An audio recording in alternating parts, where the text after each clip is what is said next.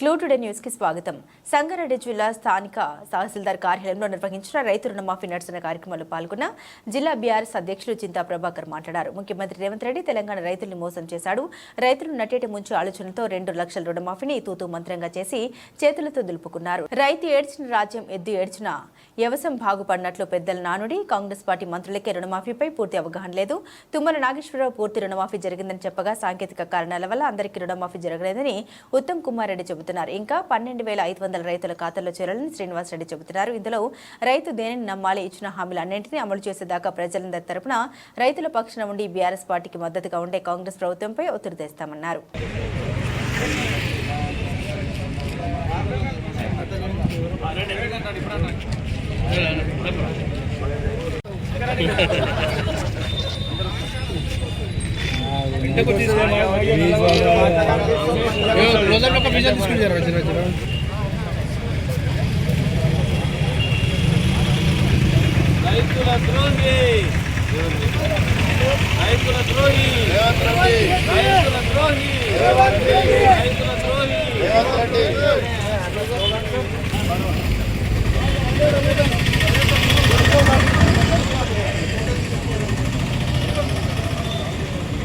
రాని వాళ్ళకు మరి ముఖ్యమంత్రి గారు మాటలు జరుపుకొని అందరికీ ఒక రుణమాఫీ చేయాలి.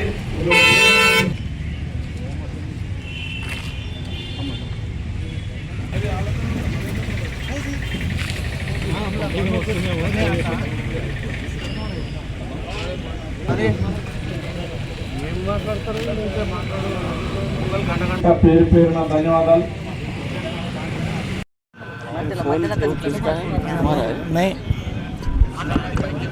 అబద్ధాలతో రేవంత్ రెడ్డి కాంగ్రెస్ ప్రభుత్వం రైతులకు నడ్డి విరిచి మోసం చేసినటువంటి పరిస్థితి ఈరోజు తెలంగాణ రాష్ట్రంలో దాపరించింది.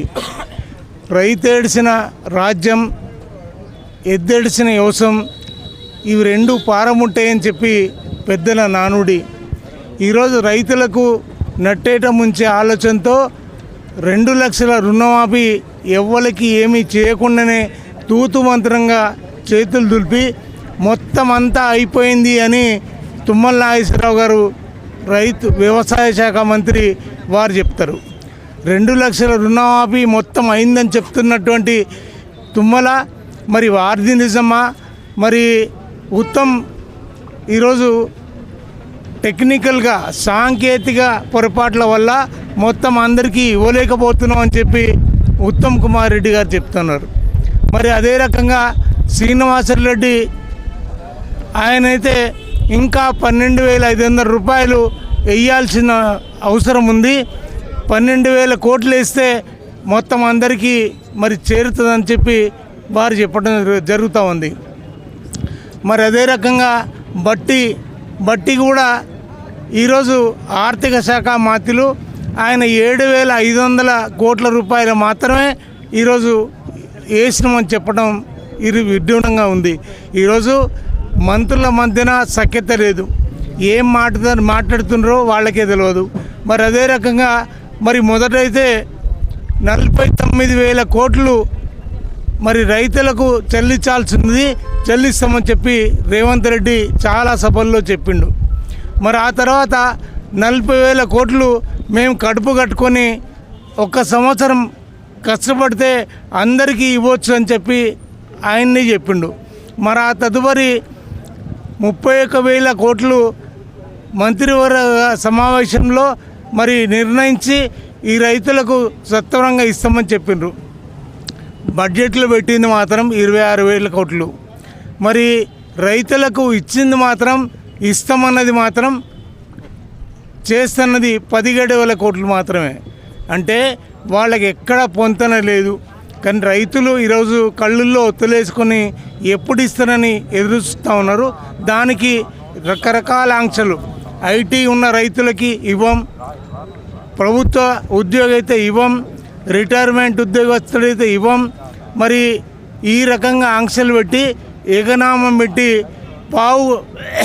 పావుల శాతం మాత్రమే రైతులకి ఈరోజు రుణమాఫీ ఇస్తున్నటువంటి పరిస్థితి. ఈరోజు 6 గ్యారంటీలైనా ఇచ్చిన ప్రతి హామీ అయినా ఈరోజు రైతులందరూ ప్రజలందరూ కూడా ఎదురు చూస్తూ ఉన్నారు.